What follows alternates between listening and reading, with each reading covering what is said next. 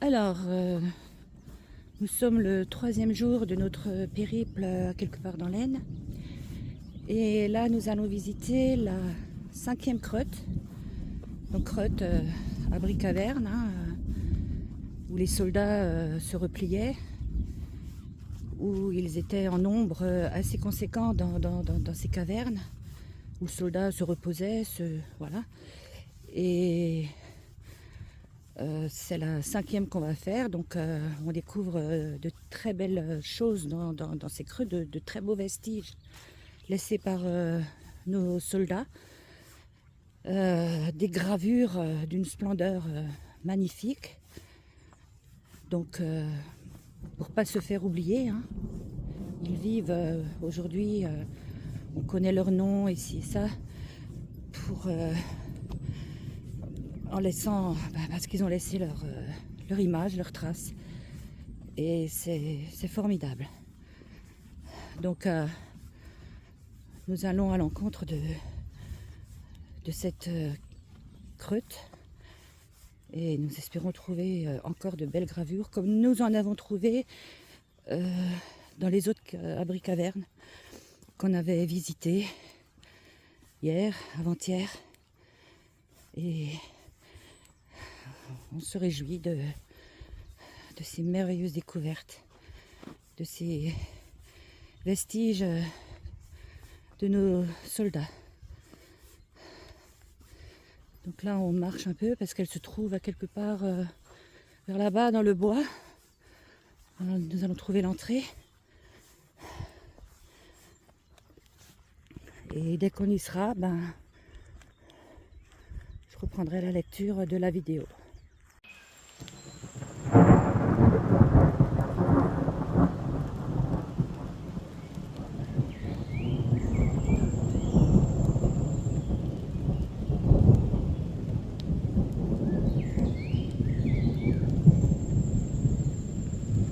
« 31 mai 2025, quelque part en Picardie, donc avec Nathalie, et nous sommes en approche de la 5e carrière que nous allons visiter aujourd'hui, puisque nous en avons fait 2 hier et 2 avant-hier. Alors aujourd'hui le temps est un peu orageux, il pleut légèrement, mais on respire beaucoup mieux quand même, hein, que si la chaleur tapait. Donc on arrive là, on approche de l'entrée de la carrière.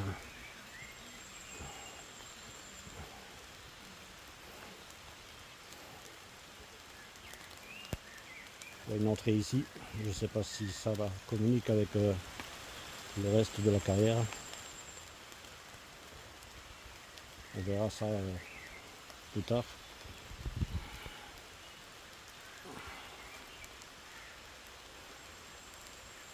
Voilà. Après, je ne sais pas si c'est ça l'entrée. Ça ressemble à des photos que j'avais vues. Ça ressemble à des photos que j'avais vues.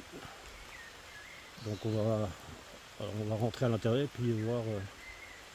Pour l'instant, je vois pas d'autres cavités ici. Peut-être là, oui. Oui, je vois une porte. Je vois une porte en acier.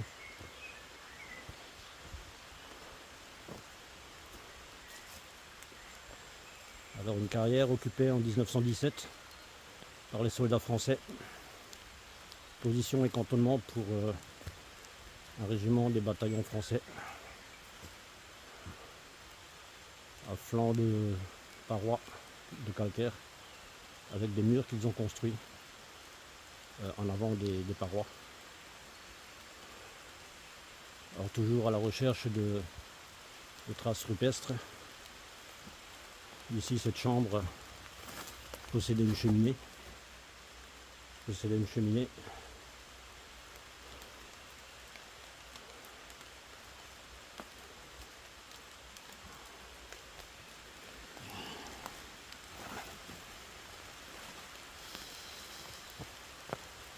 Ou alors là, il y a une grosse cavité là. Oula. Ah oui. Là, une immense cavité là. Une immense. Ah ben voilà, c'est une entrée, c'est l'entrée principale je pense. Je vois déjà quelques traces sur les parois. Quelques gravures ou quelques œuvres réalisées par les soldats. Bien, on va rentrer dedans et puis on va visiter cette carrière qui promet de très belles choses à admirer.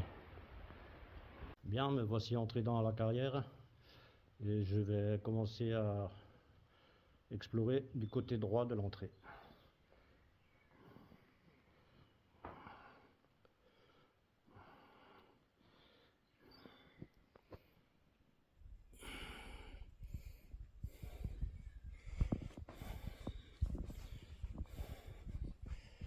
Des petites chambres où ils devaient stocker des choses dedans, les soldats.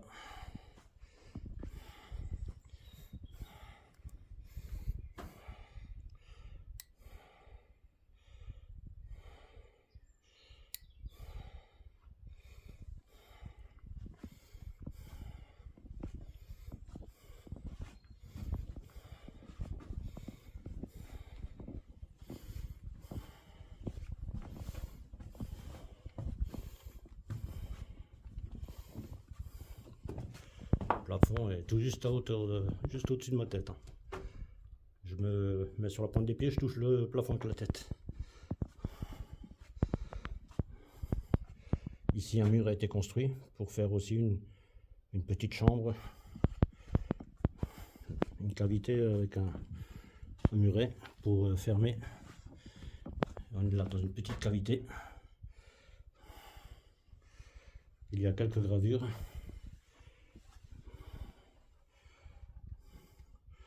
C'est pas très difficile, c'est pas très facile à lire, c'est un peu abîmé. C'est Treille. Ce sont des noms de soldats, l'initiale de leur prénom et le nom. Celle de gauche, j'arrive pas trop bien à lire. À droite, c'est C, Christian, Christophe, Charles, Treille.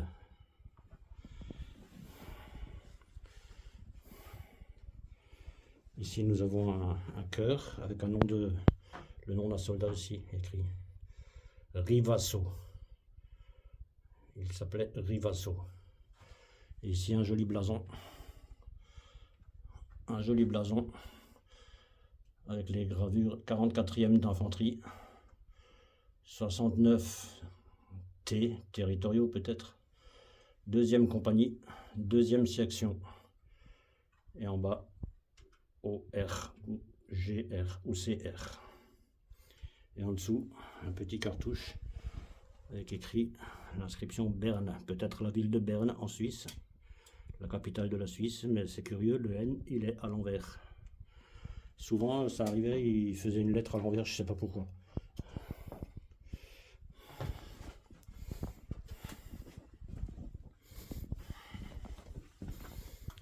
Et ici la cavité à droite là, c'est complètement bouché de gravats.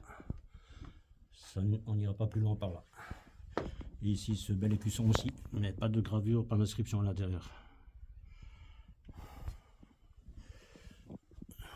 Et ici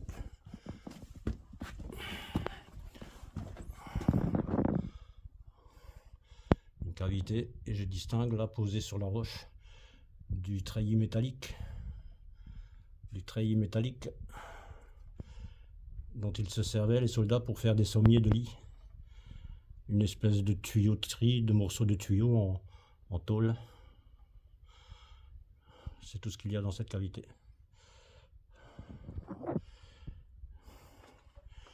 Qui n'offre pas de prolongement pour poursuivre plus loin.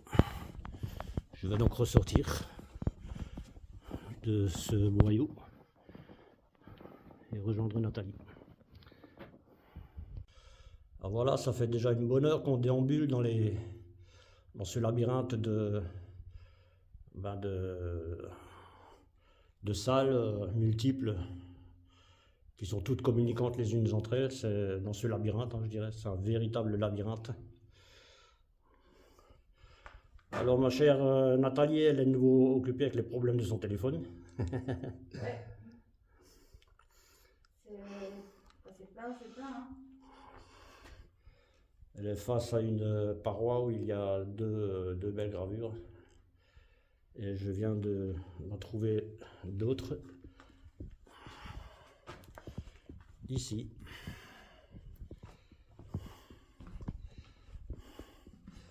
Alors ici, nous sommes dans ce qui me semble être un hôtel. Hein. C'est un hôtel où la messe était célébrée pour les soldats, où l'aumônier de la troupe pratiquait la messe pour les soldats. Magnifique. Un très bel hôtel, avec le crucifix. Le crucifix.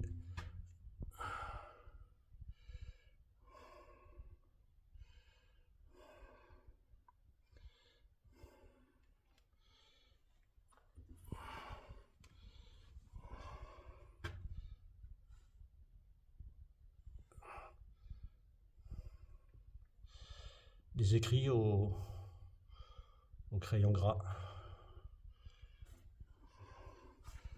Des écrits qui datent de plus de 110 ans. Voire plus. 1917, 2017. En 2027, ça fera 110 ans. Donc on va dire ça fait 108 ans que ces traces, que ces vestiges sont là. Et ils doivent rester encore pour très longtemps, pour des siècles et des siècles, si on les préserve. Ici, toute une collection de chaussures, tout un tas de restes de chaussures des soldats. Incroyable. Regardez-moi ça. Les chaussures des soldats ont été déposées ici. Et là, plein d'objets. Des restes de flacons en verre. Peut-être des flacons d'alcool de menthe, comme les poilus avaient l'habitude d'en boire parce qu'ils en recevaient. Ça leur donnait un petit coup de fouet quand ils avaient un coup de fatigue. Des bouteilles, des restes de boîtes de conserve. Regardez-moi ça. Des bouteilles, des flacons.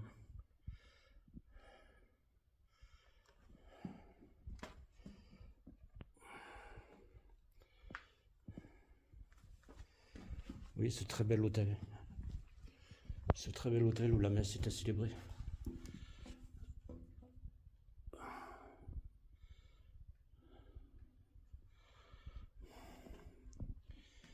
Et ici à droite, sur cette paroi, une très belle gravure aussi.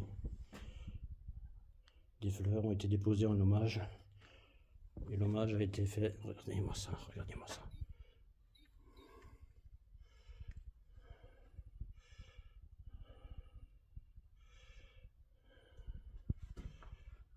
Une très belle sculpture avec un écusson frappé d'un cœur au milieu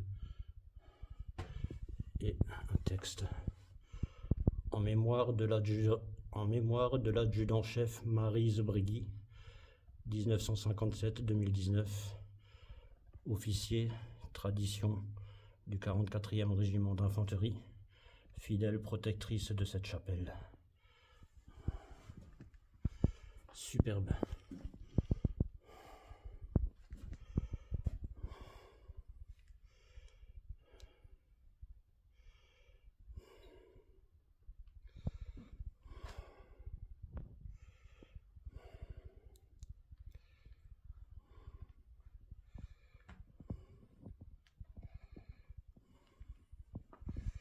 Très belle découverte dans cette carrière. 1er juin 2025, quelque part en Picardie. On est arrivé à une nouvelle carrière occupée par les poilus en 1915 et 1916. Alors la carrière, celle-ci, c'est pas une carrière qui s'enfonce profondément sous le plateau calcaire. C'est une seule grande cavité avec une annexe à droite. Mais cette carrière, cette cavité recèle un trésor, un vrai trésor architectural, c'est une gravure réalisée par un soldat absolument splendide.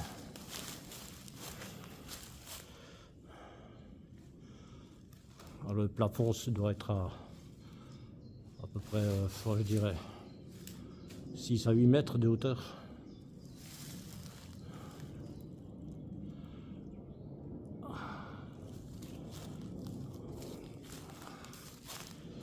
Là, sur le mur, il y a 2 gravures de date. Il y a 2 dates gravées. À droite, 1915. À gauche, 1916. Dans cette petite annexe, petite cavité annexe, aucune gravure. J'avais beau chercher, j'ai pas trouvé d'autres gravures. Et ce mur qui a été façonné avec 2 fenêtres, avec des pierres que les carriers extrayaient de ces carrières pour en faire des pierres.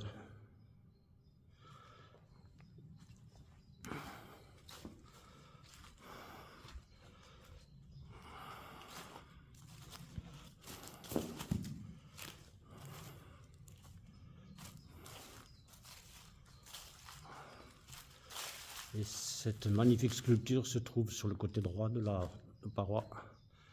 Elle est là-haut.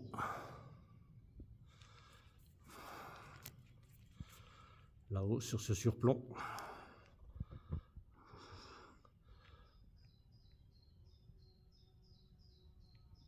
Il s'agit donc d'une sculpture représentant Marianne, une Marianne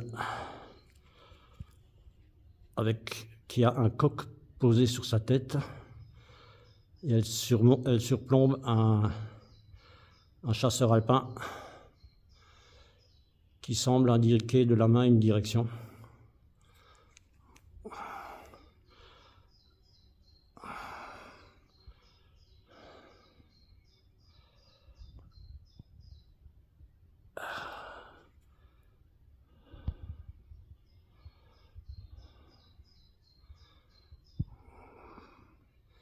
La Marianne avec le coq sur la tête, et en dessous, le chasseur alpin qui montre une direction avec sa main.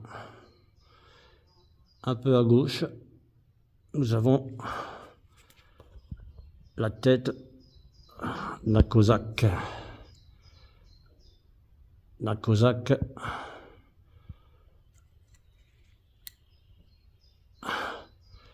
Et il tient dans sa main droite un poignard.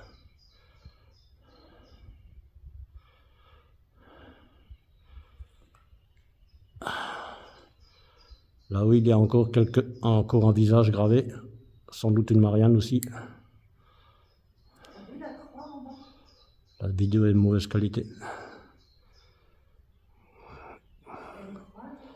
Je ne sais pas, je n'ai pas encore vu. Je vais monter, il faut monter pour aller voir ça de plus près. Et je prendrai quelques images de plus près parce que là, de loin, l'image, en zoomant, l'image est vraiment pas bonne. En tout cas, c'est une sculpture absolument splendide. Magnifique.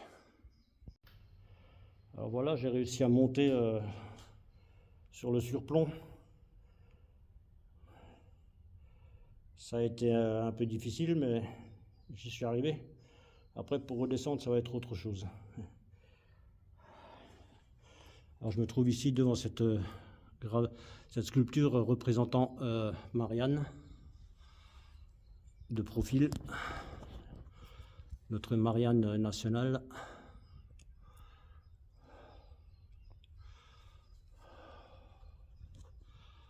Je vais essayer de... Voilà. Avec le bonnet phrygien sur la tête, une sculpture du profil de notre Marianne nationale. Quelques écrits là, sur la gauche, Guillaume, V-A-E.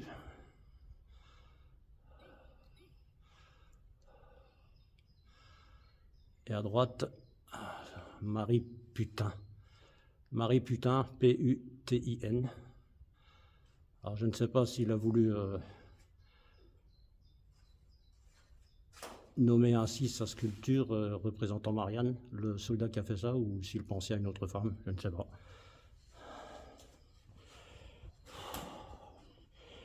Ouais, il faut que je fasse très attention de ne pas déraper, hein, parce que sinon je me ramasse 4 mètres plus bas.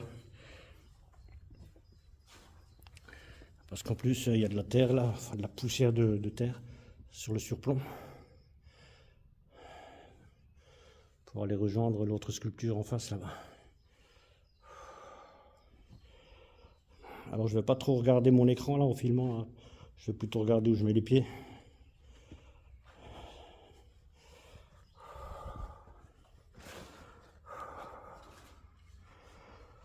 Bon là ça va, c'est pas trop difficile.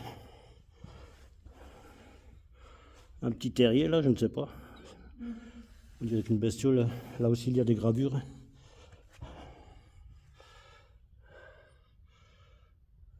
Difficile à déchiffrer, c'est H-A-P-U-R-I-T.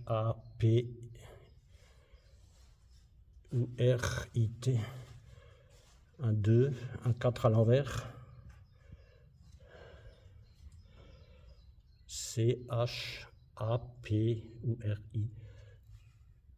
Un 2, un 1 et un 4 à l'envers. Là aussi des lettres A, V, I, L, avril, je ne sais pas. Là aussi il y a quelques gravures, quelques écrits, mais c'est assez grossier. Je vois pas trop ce que ça représente.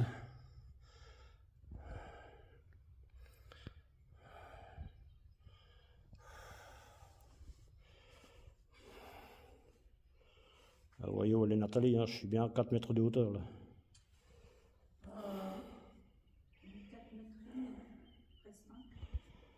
Et voilà, je vais m'approcher de cette magnifique sculpture représentant un Cosaque et Marianne. Là aussi, il y avait quelque chose, on dirait, qui a été commencé et pas terminé. Je ne sais pas trop ce que ça pouvait représenter. On dirait des feuilles de laurier, mais c'est difficile à dire. Et voilà le Cosaque. Le Cosaque avec son poignard dans la main.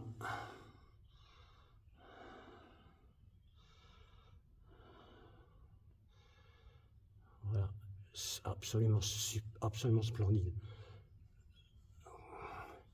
Quand on sait que oui, les Cosaques ont combattu aussi à la guerre de 14-18 dans l'armée russe et que la Russie était notre allié contre l'Allemagne. Alors il y avait peut-être des Cosaques qui ont été en contact avec des poilus et que celui-ci a voulu leur rendre hommage en faisant cette sculpture représentant un Cosaque. Vraiment superbe, vraiment magnifique. Une œuvre absolument splendide. Et là, je vais me trouver devant la sculpture de Marianne et du chasseur alpin. Voilà. Voilà Marianne avec le coq sur la tête.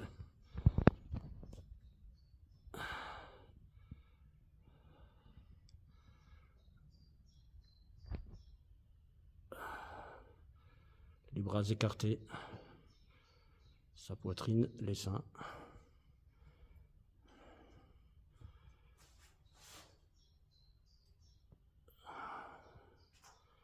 Et en dessous, le chasseur alpin avec son béret sur la tête. Hein, on reconnaît bien le béret des chasseurs alpins.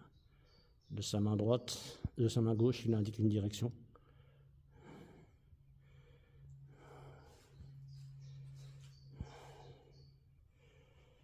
Les bandes moltières du soldat.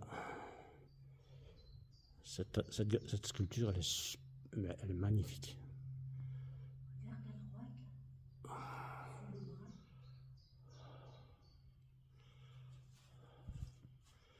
À droite, il y a écrit Jacquet. Et Jacquet, ça doit être le nom du poilu qui a réalisé cette sculpture. Il a mis sa signature là, Jacquet. J-A-Q-U-E-T.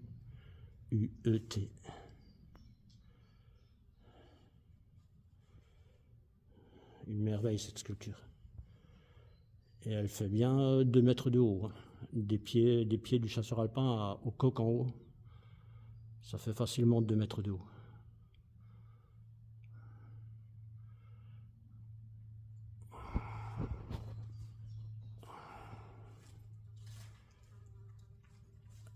Incroyable. Incroyable ce que ces hommes ont réalisé, sachant qu'ils étaient en pleine guerre. C'est absolument incroyable. Alors je suis trop content d'avoir pu voir ça de mes yeux.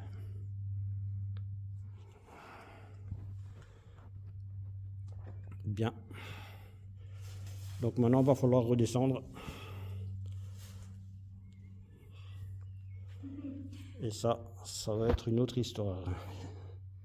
Je ne sais pas dans quel état je vais arriver en bas. Je vous dirai ça plus tard si je suis encore en vie ou pas. Bye bye. Nouvelle carrière, quelque part en Picardie, à la recherche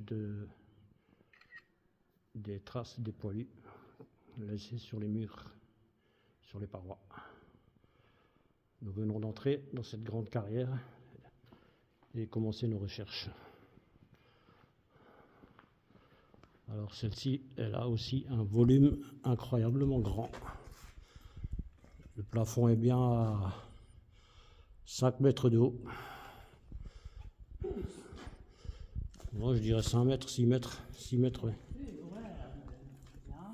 Des salles, des caviers, enfin c'est immense, c'est immense.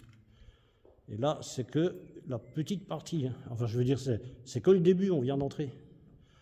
On vient d'entrer. Et on constate que c'est immense. Là, des murs ont été construits pour fermer ces entrées, ces possibilités d'accéder. Avant, c'était ouvert, hein. Il n'y a que le pilier de craie naturelle qui soutenait la voûte. Ces piliers de craie naturelle. Soit les carriers, soit les soldats ont construit ces murs pour fermer. Donc on examine les parois, hein, voir à trouver des traces, des sculptures, des gravures, que les soldats ont fait. Donc vu le volume imposant de la carrière, hein, ça peut nous prendre pas mal de temps jusqu'à ce qu'on trouve quelque chose. Là, il y a carrément un morceau de la voûte qui s'est effondré. Des blocs qui pèsent des tonnes, qui se sont effondrés. Vu que le calcaire, c'est quand même plus tendre que le granit, hein. Ça absorbe l'eau. Donc il peut se produire des effondrements. Surtout à la période humide, en automne-hiver, quand il y a beaucoup de pluie, de grosses pluies.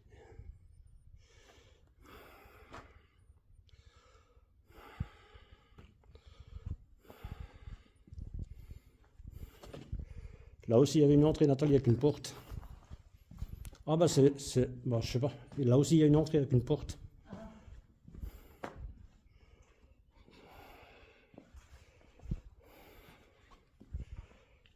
Voilà, c'est une vue d'ensemble de l'intérieur de cette carrière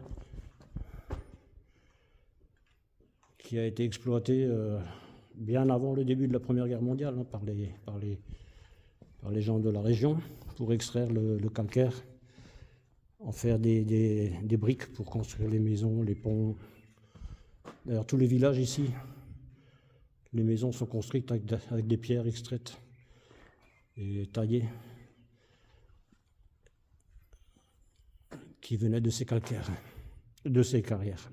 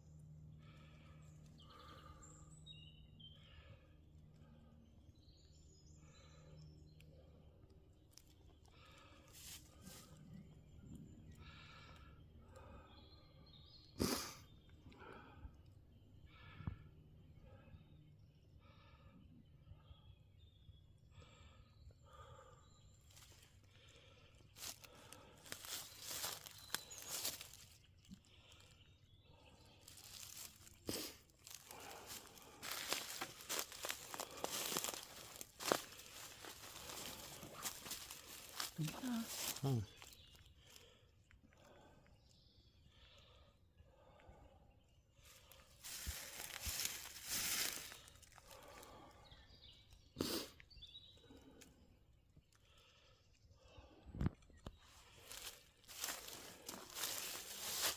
Les 5 piliers. Réseau de carrières souterraines. Quelque part en Picardie. Réseau de galeries de carrières souterraines occupées par les troupes allemandes en 1914, 1915, 1916 et surtout 1917.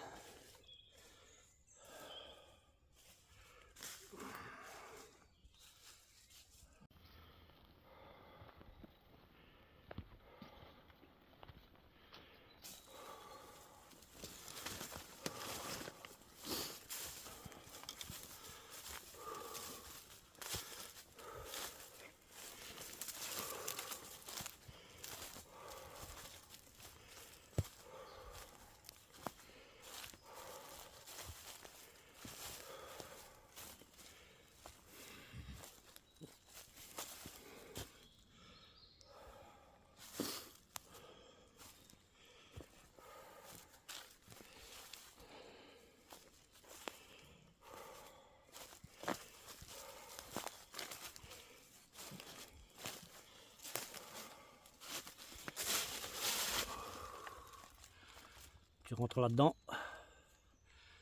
Et à l'intérieur, c'est un vrai labyrinthe. Tout est relié.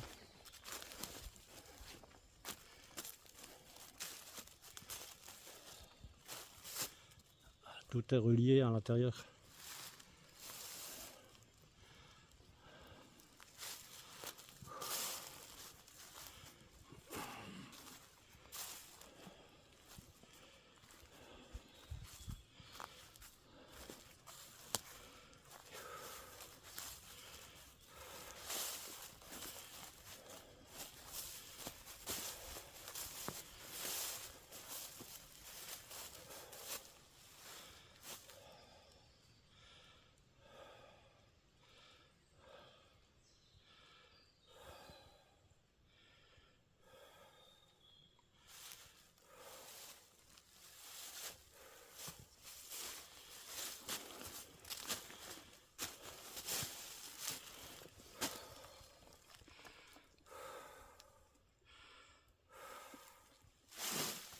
Tiens, il y a une trace, il y avait un coquillage là, regarde. Il y a un coquillage incrusté dans la paroi.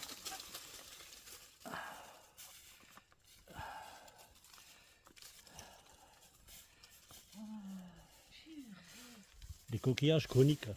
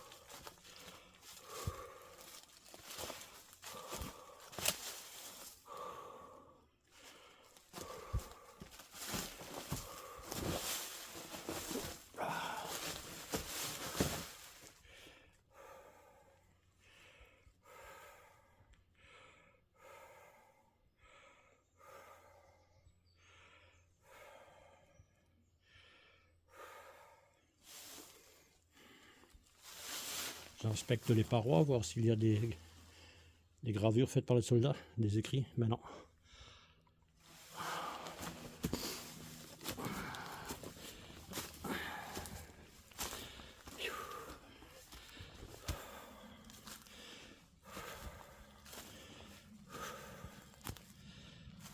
Pour l'instant, j'en trouve pas.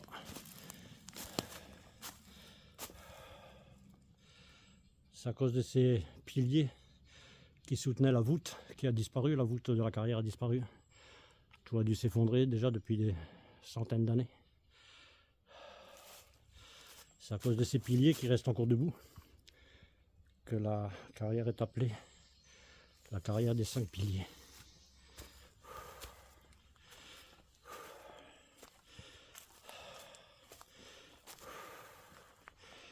Donc ce sont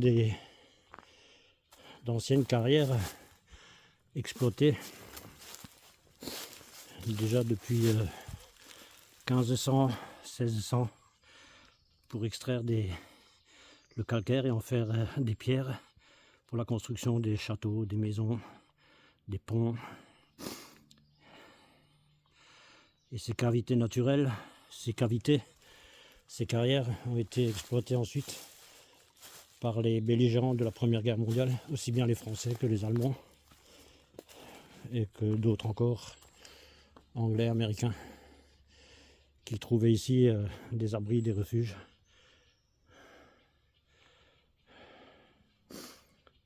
Pour se mettre à l'abri de la fureur des combats, quand ils avaient besoin d'être relevés et de reprendre des forces et se faire soigner. Magnifique. Voilà, aujourd'hui la journée se termine. On cherche depuis le début de l'après-midi cet endroit. On a cherché dans la forêt, dans les bois. On a monté des pentes, on a descendu des pentes.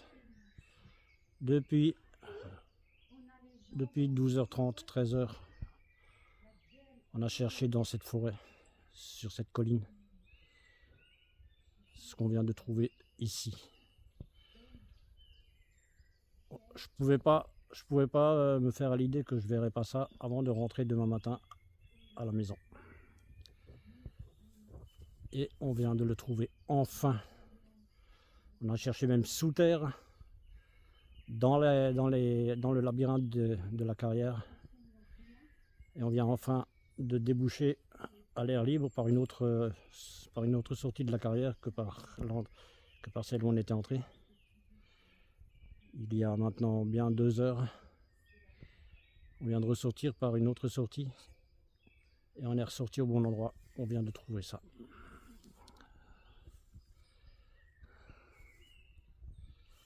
On vient de trouver ça.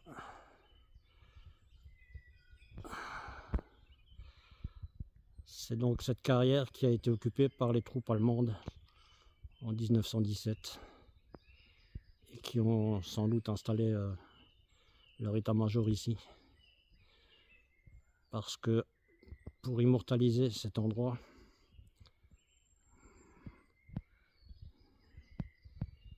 ils ont gravé en haut de ce promontoire rocheux leur devise: Wir Deutschen fürchten Gott, sonst nichts auf dieser Welt. Ça, c'est un truc de fou de voir ça. Et c'est pas petit. C'est pas petit, la gravure doit bien faire 4 mètres de large sur 1 mètre de haut.